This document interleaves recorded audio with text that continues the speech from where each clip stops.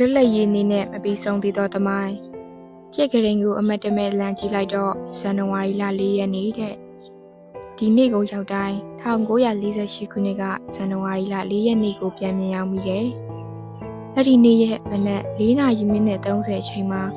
အမြောက်ပစ်ဖောက်တန်းတွေဟာမိုးလုံးလျက်မကရန်ကုန်တစ်မျိုးလုံးမြည်ဟိန်းသွားခဲ့တာမဟုတ်လား။တိုင်းတစ်ပါးရဲ့အလံကိုချပြီးမြမအလံကိုလွင်တင်တဲ့မြင်ကွင်းကစုဝေးနေကြတဲ့လူအပေါင်းတို့ရဲ့ပါပြင်ပေါ်မှာမျက်ရည်လေးတွေစီကျစေခဲ့တယ်။အဲ့ဒီမျက်ရည်လေးတွေဟာဝမ်းသာလို့ကြားတဲ့မျက်ရည်ဆိုတာသိကြလောက်ပါရဲ့။ဒီလွတ်လပ်ရေးရဖို့သူတို့နှစ်ပေါင်း100ကျော်လောက်ဆောင်ခဲ့ရတယ်။ရာစုနှစ်တစ်ခုကျော်ထိပြည်သူအပေါင်းတို့တွေးမြေကြခဲ့ရတယ်။ဗိုလ်ချုပ်အောင်ဆန်းအပါအဝင်အာဇာနည်9ဦးကအသက်ပေးသွားခဲ့ရတယ်။ဒါပေမဲ့လည်းဒီလွတ်လပ်ရေးရဖို့အတွက်ဗိုလ်ချုပ်တို့ပေးသွားတဲ့အသက်10သက်ကလက်ကားဖြစ်သွားတယ်လို့ခံစားရတယ်။1948မှာသူ့ဂျုံဘွားကလွတ်မြောက်ခဲ့ပေမဲ့1962မှာကိုဂျုံဘွားကိုရောက်ရပြန်တာကိုပြန်စဉ်းစားကြည့်ရင်အခုထိရင်ထဲမှာတဆွေးဆက်နာနေတော့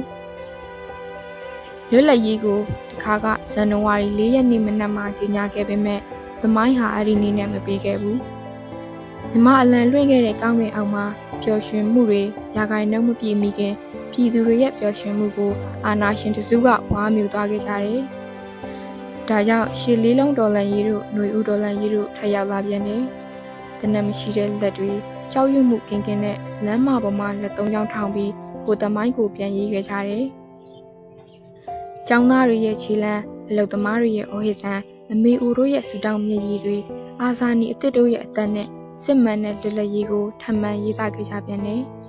။ယနေ့အထိမြေပြင်တဝမ်းမှာသွေးဆက်တွေမချောက်သေးလဲအမီးမဲ့တင်းရိုင်းတွေများနေသေးပေမဲ့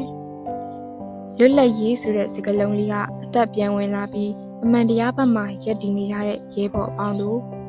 ကိုသမိုင်းကိုရေးပြီးအဆုံးထိသက်သေခံကြမယ်။1948ကစတင်ခဲ့တဲ့အိမ်မက်ကို2021နောက်ပိုင်းမျိုးဆက်တွေကအသက်နဲ့ရင်းပြီးဆက်ရေးခဲ့ကြောင်း